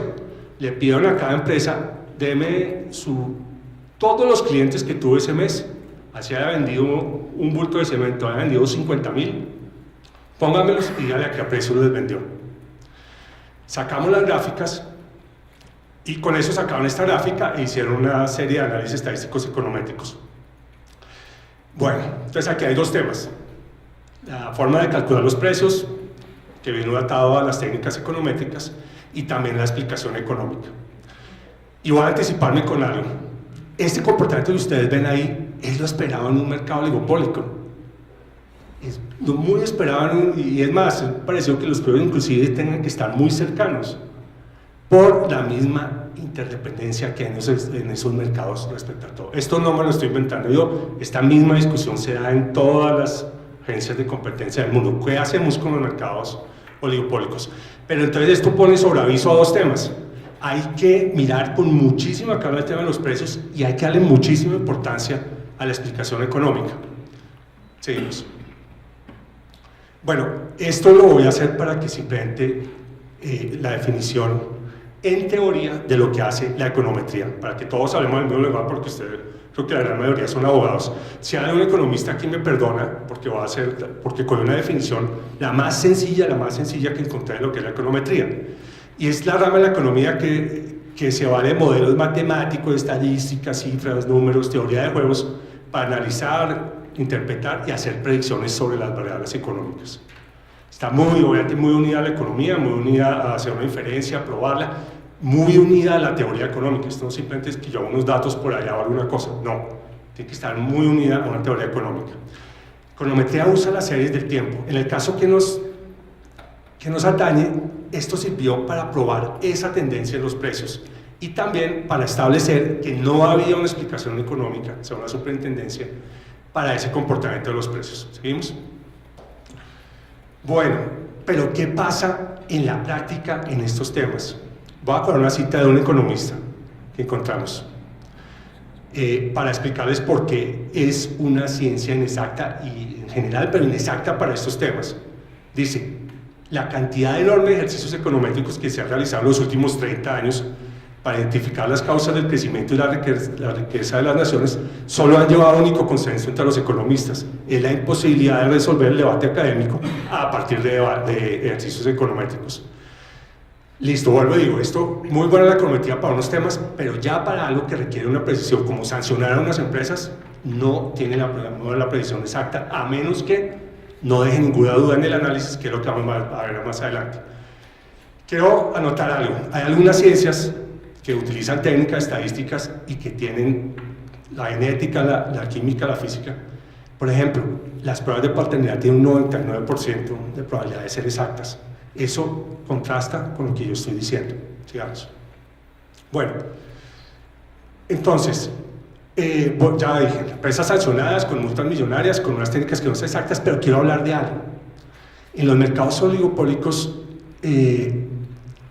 las técnicas econométricas estadísticas son la teoría de juegos, lo que empleemos. Es muy complicado establecer cuándo una solución de un mercado es competitiva o cuándo es producto de una cooperación. ¿Qué es una solución de un mercado? El precio que se impone en el mercado, las cantidades ofrecidas. Esa solución, ese límite es muy sutil entre un tema y otro. Entonces, ahí viene también una parte muy grande del problema. Bueno, voy a ir al tema de la tendencia. Bueno, entonces, aquí en el tema concreto del cemento, de esta resolución del cemento, y para mirar lo difícil que es ver los efectos de medir una práctica anticompetitiva, a mí me parece que esto se volvió un debate académico entre la superintendencia y las empresas y los economistas de las empresas. ¿Por qué? Porque no hubo una exactitud en el análisis, que no solo es culpa de la superintendencia, sino, vuelvo y repito, es culpa de las técnicas econométricas. Entonces, ¿qué pasa? Uno le dice a la superintendencia: mire, señor superintendencia, voy a poner el ejemplo más sencillo de todos, me perdona para los que conozcan el caso, que seguramente hay ejemplos más interesantes dentro del mismo caso, pero son difíciles de explicar, entonces voy a coger los dos más fáciles. Señora superintendencia, usted está utilizando 36 observaciones, recuerden las 36 observaciones de los 36 meses. Eso no es suficiente según la literatura que le estoy anexando de tal estudio, Premio Nobel de Economía, el otro, para decir que se puede hablar de una tendencia similar o igual de las empresas. ¿Qué contesta la superintendencia? Saca por ahí un artículo y dice: no, mire que en este artículo sí dice. ¿Qué decimos nosotros? Mire que en ese artículo, y esto sí es cierto, mire que en ese artículo no dice eso, dice lo contrario. Entonces la superintendencia despacha con un párrafo. Por ejemplo, el otro tema muy sencillo, lo voy a decir en términos muy sencillos: todos lo que se llaman los filtros, las técnicas que se utilizan. Entonces uno le dice a la superintendencia: mire, no utilizó este filtro, o este filtro los resultados no son concluyentes, o este filtro no sirve para esto. Mire que en tales y tales casos, en casos inclusive de otros países, no se utiliza, no funciona así, no son válidos esos resultados. ¿Qué dice la superintendencia? Sí, yo tengo aquí un par de artículos donde sí funcionan y o lo despacha con un párrafo. No, yo ya hice el análisis y mire que el análisis da esto. Vuelve a esa precisión y vuelve al punto inicial. Medir en estos temas es bastante complicado, sobre todo en algunas circunstancias especiales. Claro, hay casos donde los casos que puso Carlos Andrés, por ejemplo, el de vigilancia, pues es claro, Hay casos, puede ser que las modelos también sea fácil, pues va a usar la contabilidad de las empresas, pero en un mercado oligopólico, con lo que yo estoy hablando, ya se complica el tema. Y usted lo dijo hoy, ¿qué hacemos si todos los mercados son oligopólicos? Bueno, entonces ese es un punto, ¿seguimos? Bueno, quiero hablar de otro punto, y es que la superintendencia, en las resoluciones, y esto es una cosa que hacen en otros países también, la superintendencia, dice, bueno, vamos a mirar algunos factores plus de la estructura y funcionamiento del mercado, y si usted los cumple, usted tiene mayor probabilidad de que ese acuerdo, voy a decirlo en mis palabras, tiene mayor probabilidad de que haya posibilidad de que se haya un acuerdo, una prácticamente consciente paralelo. Pero resulta que esos factores plus, si usted coge casi cualquier mercado oligopólico, en mi opinión, le va a dar que cumple, porque es que esa es la esencia de un mercado oligopólico, queramos o no queramos, no es el ideal, seguramente, usted habla, ahora por ahí Andrés Andrade, los Palacios hablaba de política económica, ¿cierto? Hablaba del plan de desarrollo, hablaba de cosas. Claro, seguramente los economistas preferiríamos que las políticas hubiera más mercados competitivos, todo eso es clarísimo. Pero la realidad es otra. No voy a leerlos todos, pero voy a mirar para que ustedes vean rápidamente. Si uno dice, primero, mercado concentrado por el lado de la oferta, 2, 3 oferentes, 4 oferentes, ausencia de pequeñas firmas, claro. Demanda inelástica en el precio de competencia, clarísimo. Existencia de barreras a la entrada, entre líneas lo que dice ahí, claro. Productos homogéneos, seguramente. Algunos temas, de pronto, no sé, la proporción de costos fijos frente a los variables, pero todos estos temas en general, no va a decir cualquier mercado oligopólico, sí cumple. ¿Seguimos? Aquí sobre este punto también quería hacer referencia, estos son los otros factores de poder. Entonces le dice a usted, existencia de prácticas cooperativas. Entonces uno entiende por prácticas cooperativas que hacemos parte del mismo gremio, las empresas que están investigadas, seguramente que sí, que vamos a reuniones del gobierno, pues seguramente que sí, no necesariamente que nos pongamos de acuerdo en nada. Entonces, claro que sí. Claro que sí, mercados donde, por ejemplo, los afecta el contrabando, se tiene que ver todos los días con los funcionarios del gobierno entre ellos para mirar el tema del contrabando o las falsificaciones, claro que sí. Entonces le dicen, mire, usted se ve en tales y tales escenarios, sí, claro, en la ANDI, claro. Y otro punto, antecedentes de la industria en libre competencia. Claro, la mayoría de estos mercados han estado sancionados por la Unión Europea o directamente en España, en Francia, en otros países de Latinoamérica. Entonces el mensaje es, bueno, claro, yo entiendo la superintendencia, tiene que validar su análisis, lo respeto muchísimo, pero es obvio que hay un problema con los mercados oligopólicos que definitivamente no se soluciona con eso. Bueno, ¿seguimos? ¿El otro? Bueno, vuelvo a un punto, voy a volverme un poco al análisis de precios y voy a decir otra vez algo que ya dije. Definitivamente los cambios en las tendencias, o sea, la tendencia de los precios en este tipo de mercados es lo que uno espera, y sería muy raro. Hay algunos elementos, rigideces, problemas de información, por ejemplo, puede ser que un competidor cambie, el cambie de precio, el otro se demore para una estrategia en cambiar, pero en general uno siempre va a esperar que haya cambios similares o la misma tendencia en precios. Entonces, nos gastamos el tiempo utilizando unas técnicas econométricas, unas técnicas estadísticas, muy válido, pero vuelvo al punto. Si ese análisis no es perfecto, si ese análisis no es con todo el rigor posible, aunque la superintendencia claro que lo intentó y solamente contrató muy buenos economistas, pero definitivamente en este caso en particular deja muchísimas dudas ese tema, muchísimas dudas de por qué tendría, mejor dicho, si ahora seguramente alguien va a estar pensando, bueno, pero entonces ¿cuándo sí podemos utilizar la econometría o la estadística para este tipo de casos? ¿Cuándo es válido? Yo diría, cuando no se preste a ese debate académico de estas cosas. Obviamente, si van a contar, la empresa siempre va a alegar que hizo mal o no va a alegar, pero no dejar tantas dudas y eso. Y lo veo en la práctica muy difícil que eso vaya a pasar. Tendría que ser una cosa excepcional, que se debe olvidar, que usted pueda decir, mire, este es un análisis perfecto de los filtros, de las tendencias, de las pruebas, de los coeficientes, pero es bastante difícil. Bueno, hay otro punto bien importante. se le da mucha importancia en esa resolución al tema del análisis de la tendencia de precios, pero no se le da la misma importancia al tema de la explicación económica de cómo funciona, de por qué esos precios. Entonces la superintendencia dice, mire, yo analicé las ventas y yo veo que las ventas no tienen relación con los precios, y entonces ahí empieza otra vez el debate con los economistas y a citarse cosas. Pero nunca, a mi modo de ver, se utilizó eso, nunca se llegó a ese tema. De decir, bueno, venga señores, vamos a analizar algo que usted decía ahora, cómo en el caso de España, en otros casos, cómo no hacemos este mismo tema de llegar al fondo del problema. Entonces, los análisis son, o sea, como dejándole el tema de la tendencia a los precios. Pero adicionalmente hay algo, y es que a mí, para el modo de la superintendencia, de algún modo debe hacer referencia a cuál es el algoritmo del acuerdo de precios. Me refiero a eso, al genio, a hacerle una mención al genio, al que merece todos los premios Nobel, de quién se puede planear un algoritmo para que usted, la superintendencia, coja los precios mensuales desde que donde usted muestra que le vendió desde un bulto hasta 10.000 bultos, y todo eso es tan perfecto que las empresas pues lograron hacerlo y llegaron a ese punto.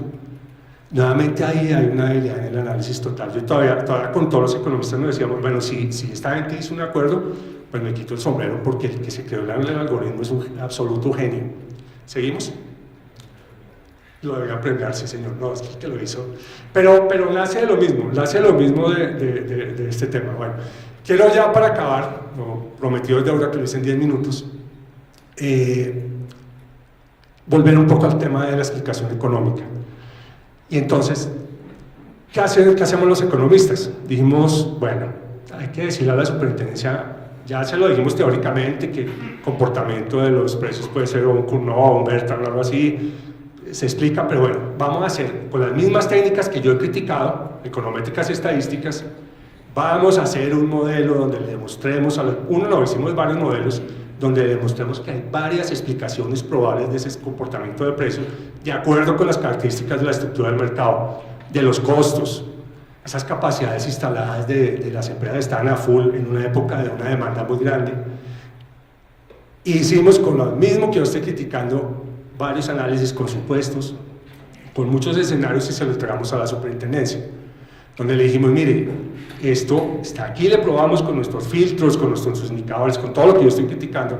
Dijimos, mire, hay una recuperación cíclica de los precios a largo plazo, el aumento de los costos de materias primas en general en la economía influyó, aquí le tenemos los modelos de por qué, hay un incremento en la demanda que viene de atrás, de la demanda, de la construcción, que impulsó estos temas.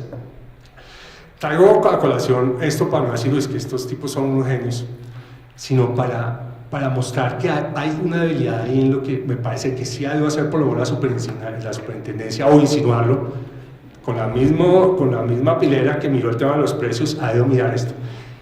Y también por algo, porque sorprendentemente encontramos que el análisis presenta en este caso unos vacíos muy grandes. Por ejemplo, dice la superintendencia, mire, yo analicé las ventas y las ventas no están relacionadas con los precios. Las ventas y los precios son variables endógenas, están adentro de un modelo. Las que explican ese comportamiento son las variables exógenas. Entonces, en ese caso sería, ¿cuál es la variable exógena? No es las ventas, lo que usted vendió, sus clientes, 1.000 boticos o 2.000 boticos, sino se refiere a esas variables exógenas, el comportamiento de la economía, el comportamiento del sector. En este caso, ¿cuál sería el sector primordial? La construcción, el comportamiento de otras materias primas. Eso es sorprendente. Entonces, para concluir, me pasa la última. Yo sigo insistiendo que aquí el análisis de todas maneras, el análisis, el esfuerzo de la superintendencia por llegar a este punto es grande, pero se debe trabajar muchísimo más en esas metodologías. Y yo inclusive me atrevo abusivamente a decir que esa definición de paralelismo de precios es muy, muy ambigua y abre una puerta inclusive para que usted lo quiera sancionar. Doctor Palacios decía algo ahora, que depende del genio del funcionario, ¿cierto? Y que toca llevar la investigación, o sea, muchas veces, y lo hemos sentido, la superintendencia con las pruebas, pero llega a la investigación hasta lo último, como sea, sirvan o no sirvan esas pruebas. Aquí cuando cuando uno ya deja esa definición de paralelismo de precios, digo, me imagino que es tomada de otros países, me imagino que hay documentos sobre esto, pero bueno, lo que usted hablaba de hasta dónde la superintendencia es capaz de llevar hasta este punto. Listo, y cierro volviendo a decir algo. Yo no estoy diciendo tampoco nada novedoso, esto es una discusión a nivel mundial que se da entre los economistas. Muchas gracias. Yo tengo de nuevo dos comentarios. Creo que esta exposición es muy interesante y creo que uno podría resumir a manera de título esto que el doctor Pedro Luis nos acaba de presentar como el uso y abuso de la economía, o básicamente, ¿no?, el análisis económico del banquillo. La primera pregunta que yo les quiero hacer para que reflexionemos es: si los modelos son malos, ¿por qué sirven de fundamento a las decisiones? Si los modelos son malos, ¿por qué sirven de fundamento a las decisiones? La respuesta es porque el proceso de decisiones es deficiente. Porque no hay alguien que esté diciendo, mire, yo quiero oír la validez de estos argumentos de las dos partes y quiero que discutan sobre eso y quiero que me cuenten sobre eso. ¿Listo? Entonces, y digamos, un poco para sonar, no quiero ser repetitivo, pero la razón por la que la estructura del proceso es importante es porque una buena estructura del proceso por lo menos garantiza, no necesariamente que las decisiones sean perfectas, pero sí que sean menos malas, y que sean menos malas porque las críticas que se hacen al modelo son críticas que son oídas por un tercero, ojalá Dios mediante imparcial, que puede decir, ok, esto tiene sentido, estas son las limitaciones, esto no tiene sentido, hasta acá llega. Ahora, dicho eso, es importante también tener en cuenta que el uso y el abuso de las pruebas económicas vienen tanto del sector público como del sector privado. Y uno también ve muchos litigantes que presentan cosas de análisis económico que son muy flojas, y uno entiende con justa razón la posición de las autoridades de competencia de todo el mundo al respecto. Y sobre eso hay unas anécdotas en Colombia, pero no se las voy a echar. Hay una anécdota muy buena en el derecho estadounidense, creo que es en el caso Liggin, en el que están discutiendo, si mal no estoy, restricciones de precio verticales, y entonces el abogado de las partes le dice al juez, señor juez, es que hay un consenso en los economistas sobre esto, y el juez le dice, sí, pero está William Comanor, que es un súper economista, testificando para su contraparte. El tipo le dice, sí, no, lo que pasa es que mire, hay un montón de economistas que dicen eso, y el juez le dice, pero entonces ¿usted qué está haciendo? ¿Usted está sumando economistas? El derecho se suma por el número de personas inteligentes que le estén dando a usted la razón. Entonces, ¿esto por qué es importante? Porque aún así si uno logra tener un proceso bien montado, va a encontrar con que, y en esto quiero ser, por supuesto, pues muy respetuoso, mis límites como abogado, pero también va a encontrar limitaciones ya casi que epistemológicas de la economía. Y es que hay cosas en las que la economía también pues tiene sus límites, y no son límites porque no lo pueda procesar, sino son límites porque hay muchas variables y las cosas pueden descomponerse en escenarios distintos, y el ejemplo de eso lo puede ver uno en la jurisprudencia, precisamente restricciones verticales. Cuando uno compara Toys R Us con Liggin o con otras decisiones, uno empieza a ver cómo se desgranan escenarios, y esos escenarios particulares pues llevan a resultados distintos. Entonces, la estructura del proceso importa, el análisis de las pruebas en la estructura del proceso importa. Lo segundo es que hay una larga tradición en el derecho latinoamericano de decir que las autoridades de competencia aplican lo que Ignacio de León llama la falacia del nirvana, que es esta idea de que las autoridades de competencia como que se leen el viernes un libro de microeconomía y organización industrial y el lunes empiezan a ver el mundo tal como se los dice el libro, y entonces hacen unos juicios súper exigentes frente a los mercados, y no reconocen, por ejemplo, que los nuestros son mercados panditos, que son mercados con pocos participantes, que por supuesto existe interdependencia, y entonces cuando hacen sus juicios como autoridad económica usando análisis económico del derecho, lo que están haciendo es aplicando una teoría formal a una serie de situaciones que uno podría llamar excepcionales. Ahora, esto uno lo puede ir antes de Ignacio León. Keynes también habla algo de esto, microeconomía, pero en fin. ¿Esto por qué es importante? Nosotros vemos esto localmente con, por ejemplo, el doctor Ibarra, que no nos acompaña esta noche. El doctor Ibarra tiene un artículo sobre eso precisamente, y es de alguna manera como una historia repetida. ¿Qué puede hacer uno? ¿Cuál es la solución? Pues yo creo que la solución es buscar cambios en las estructuras que llevan a cambios drásticos en las tomas de decisiones. Tenemos la buena suerte que hay experiencias relativamente cercanas con eso. Una experiencia es la chilena. Cuando en 2003 empieza a funcionar el Tribunal de Defensa de la Libre Competencia, la doctrina establecía que uno podía aprobar acuerdos de precios de manera indirecta. Y los casos empiezan a subir a la Corte Suprema de Justicia chilena y la Corte Suprema les dice más o menos, les dice como señores, lo siento, las pruebas indirectas no son suficientes para esto, y comienzan básicamente 5 años de decisiones en términos de acuerdos de precios que la Corte Suprema rechaza y rechaza y rechaza, y entonces los chilenos se les aparece el régimen de clemencia, y entonces ahí obtienen pruebas directas y ahí empiezan a ganar sistemáticamente, ahí empieza la Fiscalía Nacional Económica a ganar sistemáticamente casos de acuerdos de precios. Entonces fíjense cómo un cambio en el arreglo institucional puede generar desestabilización, pero también puede traer como consecuencias positivas. A manera de conclusión, hay límites a lo que se puede hacer en el derecho a la competencia. Este caso de los mercados oligopólicos con fuertes interdependencias puede ser uno de ellos. Y en todo rigor intelectual, si uno reconoce que las situaciones en las que se da la competencia en estos mercados escapan modelos generales en los que no es claro si hay competencia, por ejemplo, en precios o cantidades, o si hay líderes o seguidores, ¿no? Cournot, Bertrand, Stackelberg, etc. Si uno no puede distinguir eso precisamente con el rigor que se requiere, entonces de pronto lo más sensato es decir, este es uno de los límites del derecho a la competencia, hasta aquí llega el derecho a la competencia, esto es un tema de regulación, esto es un tema de barreras de entrada, de barreras de salida, de capital requerido, pero no es propiamente hablando un tema del derecho a la competencia porque se presentan pues muchos de estos problemas. Creo que ya el tiempo está corriendo en contra, entonces si me permite simplemente voy a poner 5 puntos que creo que están en la mesa. Uno, la relación objeto y efecto, sobre todo tenemos 2 posiciones como muy marcadas, y es hasta dónde el objeto cabe en el derecho de la competencia como simplemente una prohibición de conducta, y si debería o no debería ser así, es decir, no hay ninguna duda de que tenemos prohibiciones por objeto, es hasta dónde y cuál debería ser el campo de amplitud que debería tener ese tipo de prohibiciones. Y los efectos es donde debería recaer entonces la necesaria prueba de los efectos, porque también pensar que toda conducta se tiene que probar un efecto real o potencial directo requeriría también una autoridad que invierta mucho o tenga muchos costos en materia de adelantar procedimientos, que tampoco parece ser que deba ser la naturaleza. Debe haber un equilibrio, ¿no? Debe haber un equilibrio. Pues considero que debe haber un equilibrio. Reglas versus estándares, y es otro de los puntos, y es que estamos muy acostumbrados en el derecho administrativo al entendimiento de reglas, pero pues en mercados tan dinámicos o el estudio de mercados que se van diferenciando, pues es importante comprender la existencia de estándares, y las autoridades de competencia van creando estándares.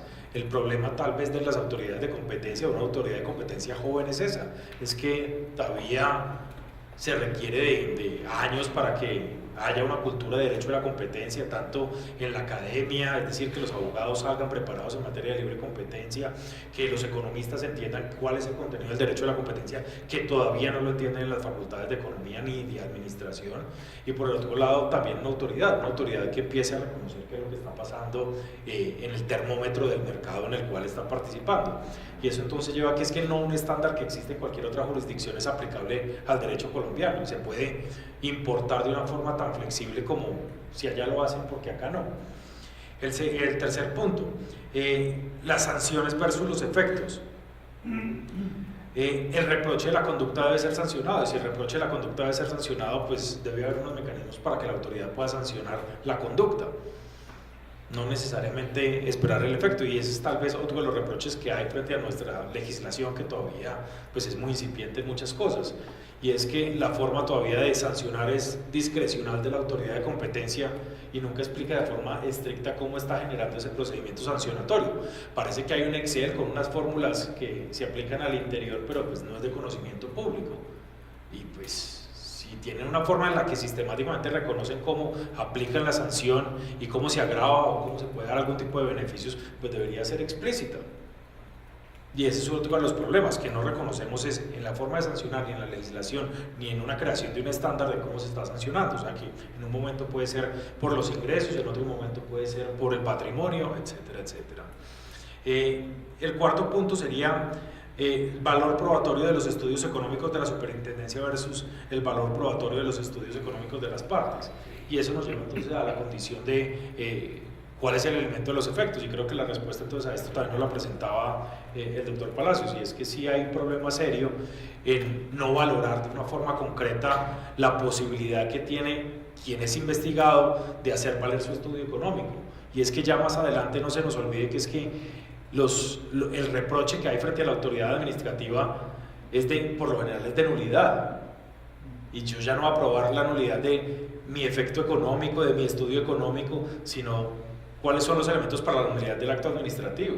Entonces ya no hay un momento de una revisión de cómo fueron las pruebas y por qué se le dio más valor a una prueba que a otra, y ahí empiezan los problemas, y es el contenido de lo que hay, de lo que sigue. Entonces claro, la estructura de la superintendencia sí afecta el esquema de legalidad y de procedimiento que tiene una parte para poder ejercer dentro del proceso o valer sus pruebas.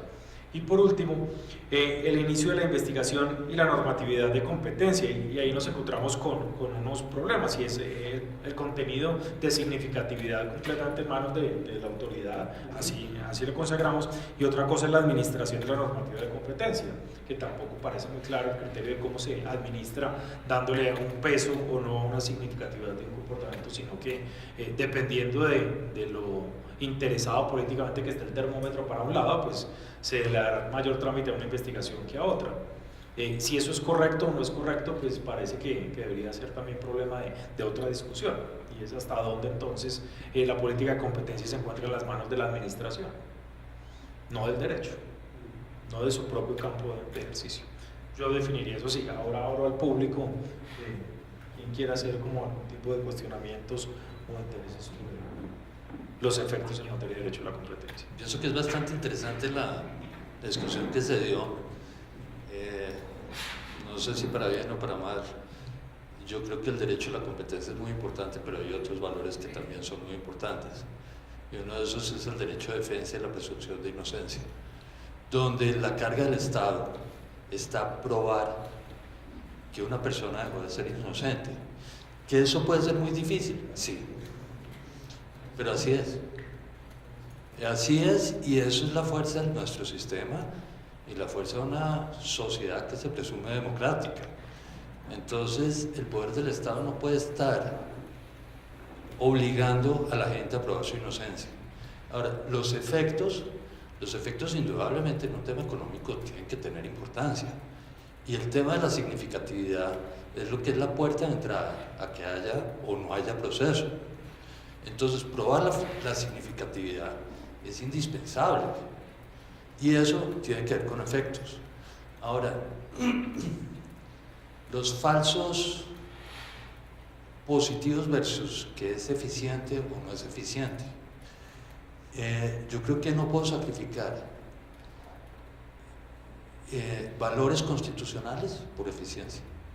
Es decir, puede ser que no sea eficiente, puede ser que se le dificulte, puede ser que se quede gente por fuera, sí, pero tiene el Estado el deber de probar. ¿Que es difícil? Sí, de malas. Así de sencillo, de malas. Y finalmente, yo sí creo que es una champonada decir que hay efectos porque una tabla de la OECD dice que es 10 o 30% y hago una regla de 3. Eso es prevaricar casi. Entonces, creo que ahí hay que tener bastante cuidado. Y en el tema del cemento, con los factores plus, solo faltó leer que esos mismos factores plus habían sido reevaluados en temas de oligopolios por los mismos autores y las mismas cortes que los habían citado. ¿Por qué? Porque eran irracionales. Pero no podemos, por la moda o porque hay un artículo fácil o un ensayo o un economista que alguna vez lo dijo, guiarnos por eso y no mirar si después dijo que no. Es difícil probar los efectos económicos, pero pongámonos en plano de igualdad, también es muy difícil pagar esas multas extraordinarias. Bueno, mi pregunta es, pues yo soy funcionario de la superintendencia, entonces, pues mi pregunta es, en el tema económico, en la prueba, ¿cuál es su opinión? Usted critica los precios promedios, ¿sí? De lo que entendí de su exposición, una de sus objeciones es haber utilizado que la super haya aplicado, digamos, ese criterio. Mi pregunta es ¿qué otra alternativa habría teórica? Y digamos, en ese caso, es un mercado oligopólico, si los promedios de precios funcionarían en otro tipo de mercado. Los promedios de precios, usted dice que la serie, ¿y cuál es el problema de fondo en su opinión de esa metodología? Bueno, usted me mató y le voy a decir por qué.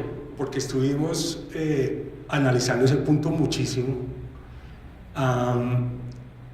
Y el tema no es que la superintendencia lo haya hecho, porque, a ver, aquí no hay listas de precios, usted conoce el caso y trabaja en él, ni puede hacerlo por una lista, ni puede hacer por una lista de precios ni nada.